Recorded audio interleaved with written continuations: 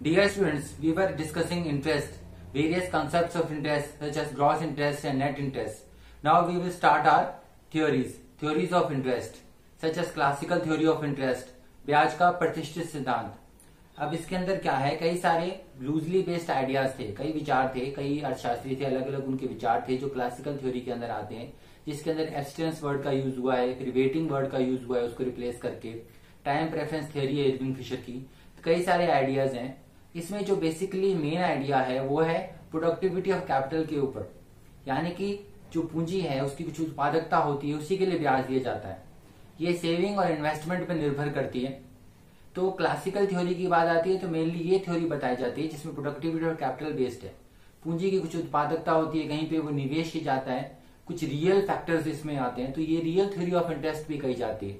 इसके तरह से रियल फैक्टर्स को ध्यान में रखा जाता है, यानी कि जो पूंजी लेगा वो कहीं निवेश करेगा या किसी काम के लिए उसको चाहिए जहां से कुछ प्रोडक्टिविटी आएगी, इसीलिए वो ब्याज देगा. ये क्लासिकल थ्योरी कहती है. इसके अंदर दूसरे आइडियाज भी थे, जैसे टाइम प्रेफरेंस थ्योरी. ये कहती है कल के मुकाबले आज ज्यादा इंपॉर्टेंट माना जाता है, यानी कि आज का कंजप्शन ज्यादा इंपॉर्टेंट मानने का भविष्य के बजाय. इसलिए अगर भविष्य में अगर कंजप्शन करने के लिए किसी को प्रेरित करना है तो उसको कुछ इंटरेस्ट देना पड़ेगा. अब एक productivity of capital based theory, इसके दो कॉन्सेप्ट्स हैं, दो पार्ट हैं. एक तो है डिमांड और एक सप्लाई. ठीक है.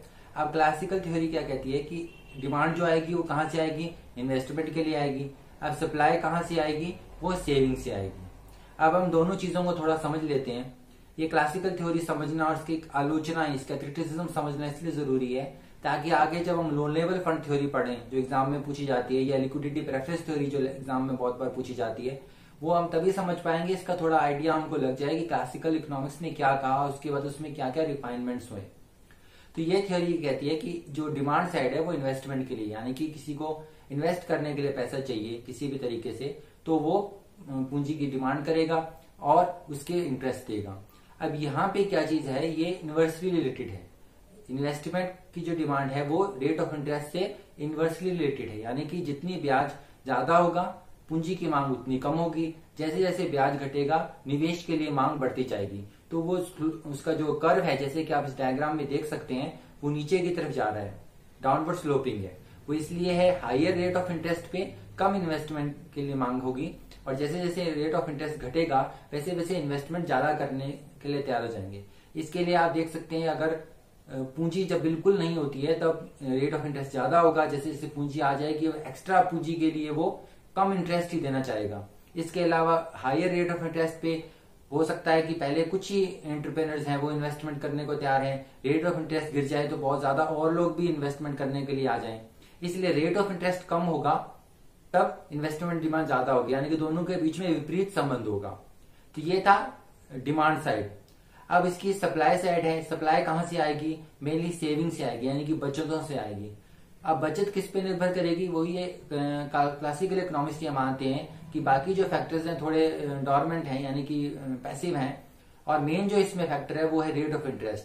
ज्यादा ब्याज मिलेगा तो लोग ज्यादा बचत करेंगे, यानी कि यहाँ पे डायरेक्ट रिलेशन है, सीधा संबंध है.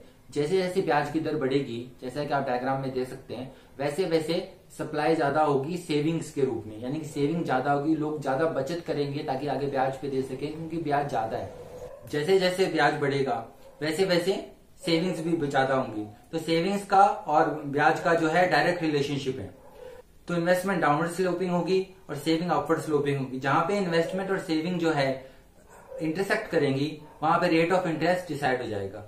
ये थ्योरी ये मानती है कि जो सेविंग है और इन्वेस्टमेंट है दोनों रेट ऑफ इंटरेस्ट की वजह से ऊपर नीचे होते हैं, और यही जो है इनमें इक्वालिटी लेके आता है, और जहां पे ये इंटरसेक्ट करते हैं वहां पे रेट ऑफ इंटरेस्ट डिसाइड हो जाता है.